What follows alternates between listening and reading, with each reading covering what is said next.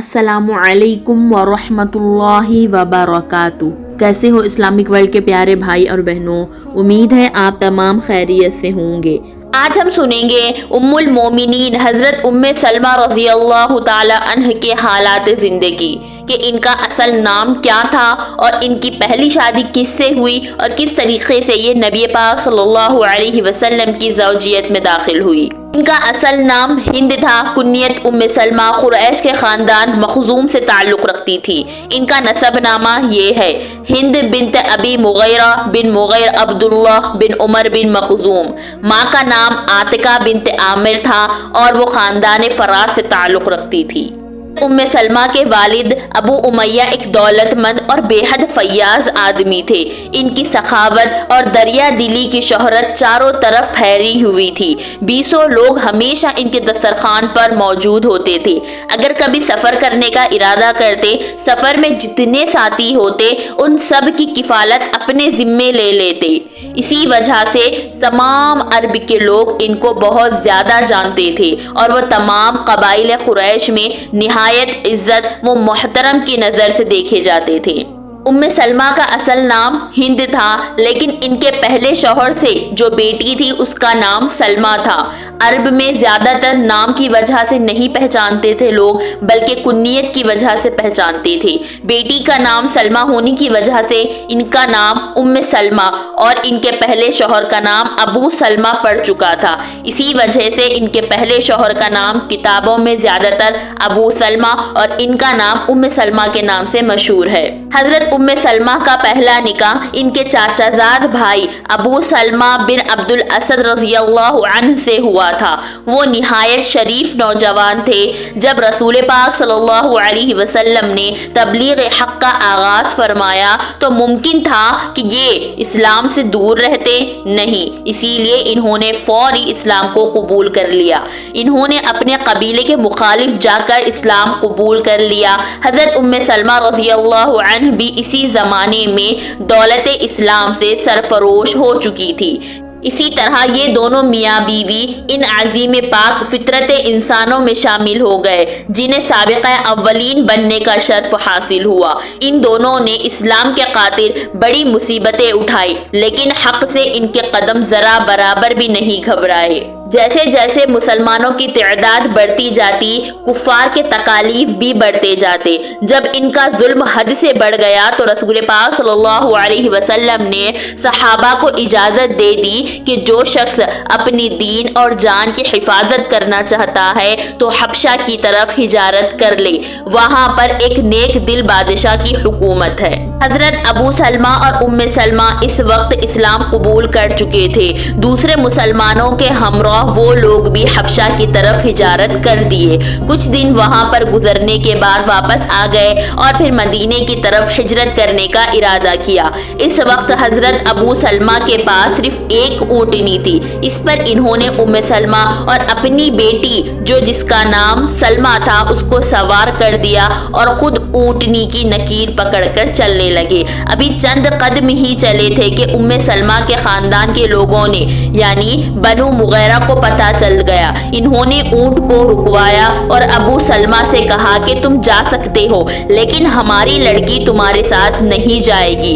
یہ کہہ کر انہوں نے اونٹ کی نکیر ابو سلمہ کے ہاتھ سے چھین لی اور ام سلمہ کو زبردستی اپنے ساتھ رکھ لیا۔ اتنے میں ابو سلمہ کے خاندان کے لوگ بھی آ گئے اور کہا کہ اگر تم اپنی بیٹی کو رکھنا چاہتے ہو تو رکھ لو، لیکن ہمارے خاندان کی بیٹی کو ہم تمہارے حوالے نہیں کریں گے۔ اور ابو سلمہ سے کہا کہ تم جانا چاہتے ہو تو چلے جاؤ اکیلے، یہ کہہ کر انہیں چھوڑ دیا اور ابو سلمہ نے اسلام کے خاطر اکیلے ہی مدینے کا سفر کیا۔ ادھر باپ الگ، بیٹی الگ، بیوی الگ۔ 1 سال تک اسی طرح سے گزرا۔ اسلام کے خاطر اتنے بڑے بڑے تکالیف انہوں نے برداشت کیا۔ اس وقت صحابہ کو مدینے کی طرف ہجرت کرنے کی اجازت مل چکی تھی۔ حضرت ابو سلمہ بیوی بچے کے بغیر ہی مدینہ کی طرف ہجرت روانہ ہو گئے۔ ام سلمہ بنو مغیرہ کے پاس اور ان کی بچی بنو عبد الاسد کے پاس تھی۔ گویا دین کے خاطر تینوں باپ، بیٹا اور بیوی جدائی کی مصیبتیں برداشت کرتے رہے۔ حضرت ام سلمہ کو شوہر اور بچی کی جدائی کا فطرتی طور پر بہت صدمہ تھا۔ وہ روزانہ صبح کے وقت گھر سے نکلتی اور سارا دن ایک ٹیلے پر بیٹھ کر روتی رہتی۔ پورا 1 سال اسی طریقے سے گزرا۔ ایک دن بنو مغیرہ کے ایک شخص کو بہت زیادہ رحم آیا اور اس نے کہا کہ اے قبیلے کے لوگوں، یہ لڑکی ہمارا ہی خون ہے، ہم کب تک اس کو اپنی شوہر اور بچی سے جدا رکھیں گے، اسی لیے اس کو چھوڑ دو، یہ جائے اپنے شوہر کے پاس۔ سب لوگوں کا دل نرم ہو گیا اور اس کو اجازت دے دی کہ تم جا سکتی ہو اپنی شوہر کے پاس۔ جب بنو عبد الاسد نے یہ واقعہ سنا تو انہیں بھی ترس آ گیا اور انہوں نے بھی سلمہ کو اپنی ماں کے پاس بھیج دیا۔ حضرت ام سلمہ نے بچی کو گود میں لیا اور اونٹ پر سوار ہو کر مدینے کی طرف روانہ ہو گئی۔ راستے میں تنعیم کے مقام پر انہیں ایک شریف النفس آدمی عثمان بن طلحہ بن ابی طلحہ ملے۔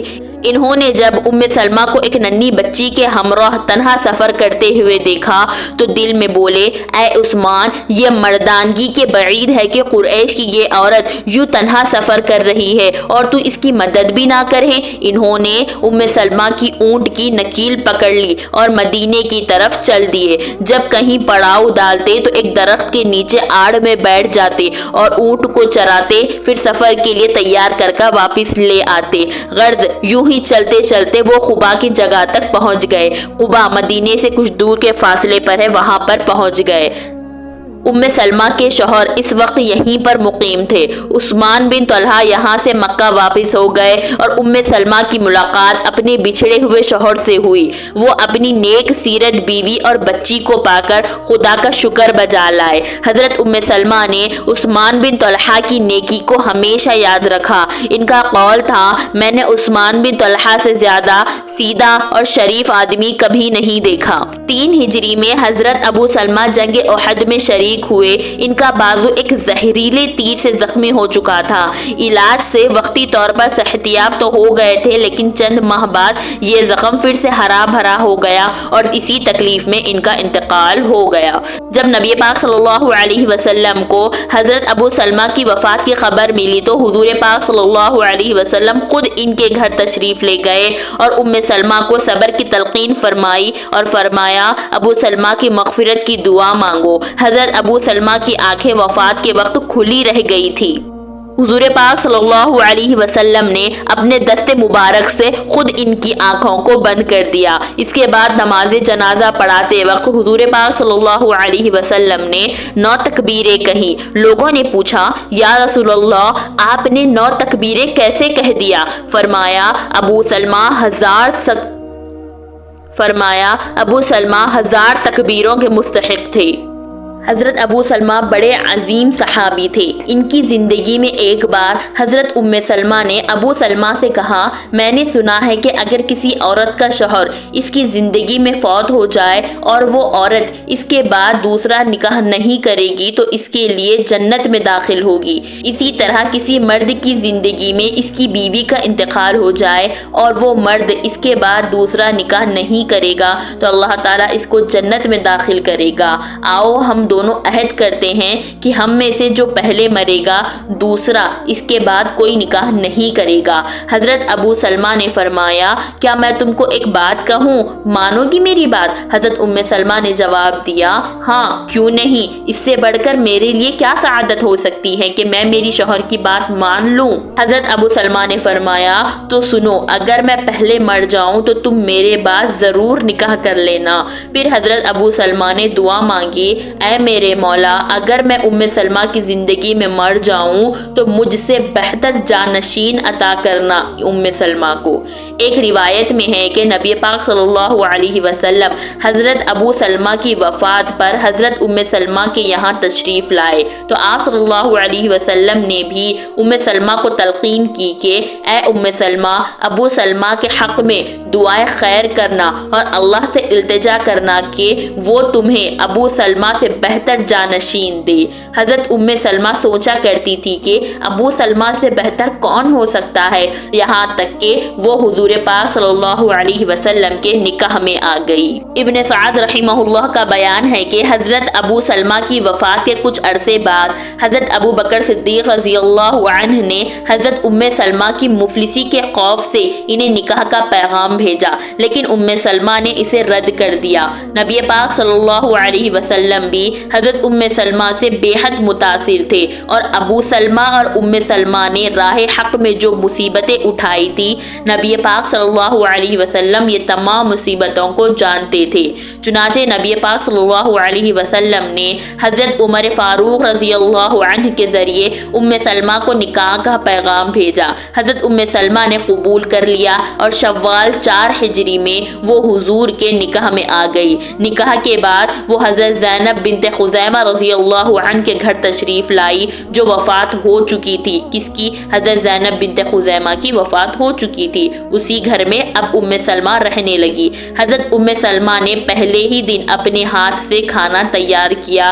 حضور نے ام سلمہ کو چھال سے بھرا ہوا ایک چربی تکیا، 2 مشکیزیں اور 2 چکیاں عطا فرمائی۔ حضور پاک صلی اللہ علیہ وسلم سے نکاح کے بعد بھی انہوں نے یعنی ام سلمہ نے اپنے پہلے شوہر کی اولاد کی پرورش نہایت شفقت اور توجہ سے کیا۔ ایک مرتبہ نبی پاک صلی اللہ علیہ وسلم سے پوچھا، یا رسول اللہ، مجھے ان بچوں کی تربیت کا کوئی اجر ملے گا یا نہیں؟ نبی نے فرمایا، ہاں، وہ بہت زیادہ دریا دل اور صدقہ کرنے والی خاتون تھی۔ ایک دن نبی پاک صلی اللہ علیہ وسلم حضرت ام سلمہ کے گھر تشریف تھے۔ اسی وقت قرآن مجید کی آیت نازل ہوئی، انما یرید اللہ لیذھب عنکم الرجس اہل البیت۔ حضور نے حضرت فاطمہ الزہرا، حضرت علی رضی اللہ عنہ، حضرت امام حسین رضی اللہ عنہ، حضرت امام حسن رضی اللہ عنہ کو بلایا، ان پر اپنا کمل ڈال دیا اور فرمایا، یہ میری اہل بیت ہے۔ حضرت ام سلمہ نے پوچھا، یا رسول اللہ، کیا میں بھی اہل بیت میں شامل ہوں؟ فرمایا، تم اپنی جگہ ہو اور اچھی ہو۔ ایک اور روایت میں بیان کرتے ہیں کہ نبی نے جواب میں فرمایا، بلا انشاءاللہ، ہاں اگر خدا چاہے۔ 6 ہجری میں رسول پاک صلی اللہ علیہ وسلم نے 1400 صحابہ کے ساتھ حج بیت اللہ کرنے کے لیے مکہ کی طرف روانہ ہوئے۔ قریش نے سنا تو مسلمانوں سے جنگ کا ارادہ کر لیا۔ حضور پاک صلی اللہ علیہ وسلم کو قریش کے عزائم کا علم ہو چکا تھا۔ آپ نے مکہ سے چند میل کے فاصلے پر حدیبیہ کے مقام پر قیام فرمایا اور حضرت عثمان ذو النورین کے ذریعے قریش کا پیغام بھیجا کہ ہم لڑنا نہیں چاہتے ہیں، ہم صرف حج کرنے کے مقصد سے آئے ہیں۔ حضرت عثمان رضی اللہ عنہ وہاں پر چلے گئے، ان تمام کو بتایا کہ نبی لڑنے کے ارادے سے نہیں آئے ہیں، صرف وہ حج کرنا چاہتے ہیں، وہ حج کر کر چلے جائیں گے۔ لیکن مکہ والوں نے یہ بات مشہور کر دی کہ عثمان کا قتل ہو چکا ہے۔ لیکن مکہ والوں نے یہ بات مشہور کر دی کہ ہم نے عثمان کو قتل کر دیا، اگر تم میں سے کوئی بھی یہاں پر مکے میں داخل ہوگا تو ہم اس کا بھی قتل کر دیں گے۔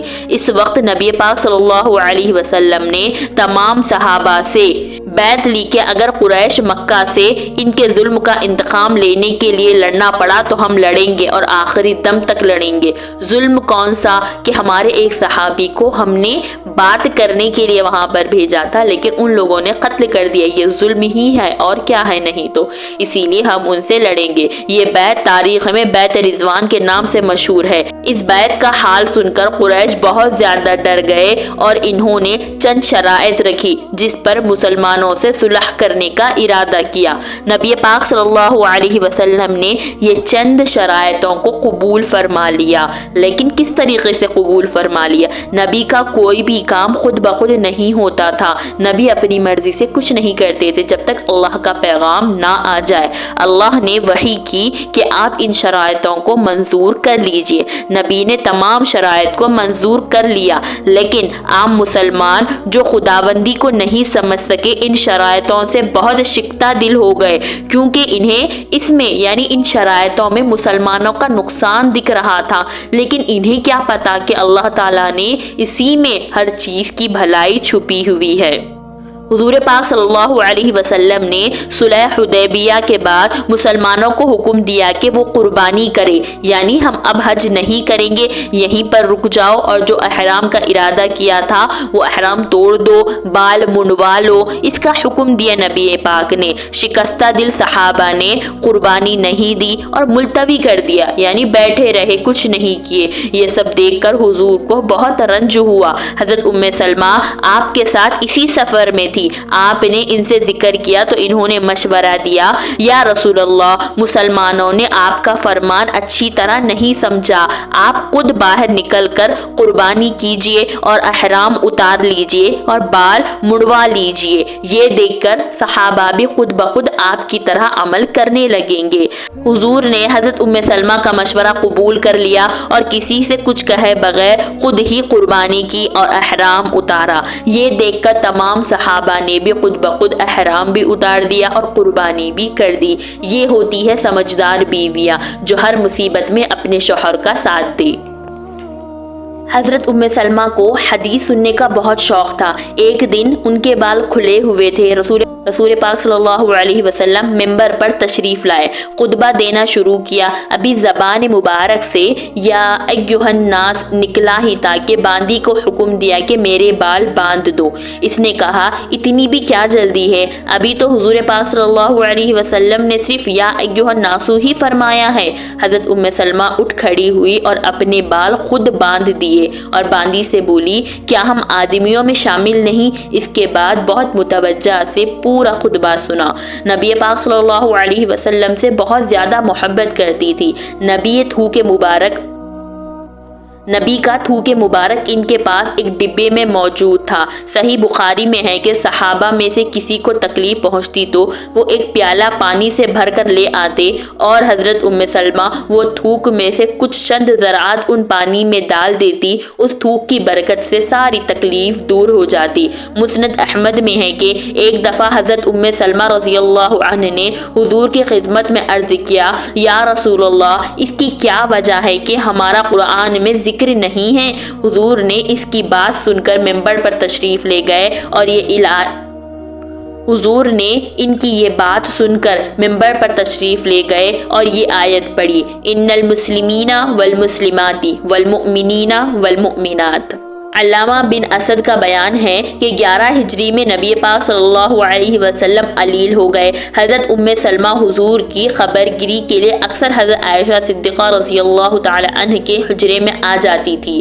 ایک دن حضور کو بہت علیل دیکھا تو ان کی چیخ نکل گئی۔ حضور نے منع فرمایا کہ مصیبت میں چیخنا مسلمانوں کے لیے مناسب نہیں۔ حضرت ام سلمہ کی زندگی نہایت شریف تھی اور وہ بہت زیادہ عبادت گزار تھی۔ بڑا شوق تھا عبادت کا۔ ہر مہینے 3 روزہ رکھا کرتی تھی۔ رمضان کے روزوں کے علاوہ بھی بہت سارے روزے رکھا کرتی تھی۔ ایک مرتبہ ایک ہار پہن لیا جس میں کچھ سونا بھی شامل تھا۔ حضور نے دیکھا کہ ام سلمہ کے گلے میں ایک ہار ہے جس میں سونا بھی ہے۔ نبی نے فرمایا کہ یہ تمہارے لیے آخرت میں جہنم میں جانے کا ذریعہ بن سکتا ہے۔ یہ سن کر فوری نکال دیا اور اس ہار کو پھینک دیا یا صدقہ کر دیا۔ مسند احمد میں لکھا ہوا ہے، جس دن حضرت امام حسین کی شہادت ہوئی تھی اس دن نبی پاک صلی اللہ علیہ وسلم حضرت ام سلمہ کے خواب میں آئے۔ حضرت ام سلمہ نے عرض کیا، یا رسول اللہ، کہاں سے آ رہے ہو؟ بہت غمزدہ لگ رہے ہو۔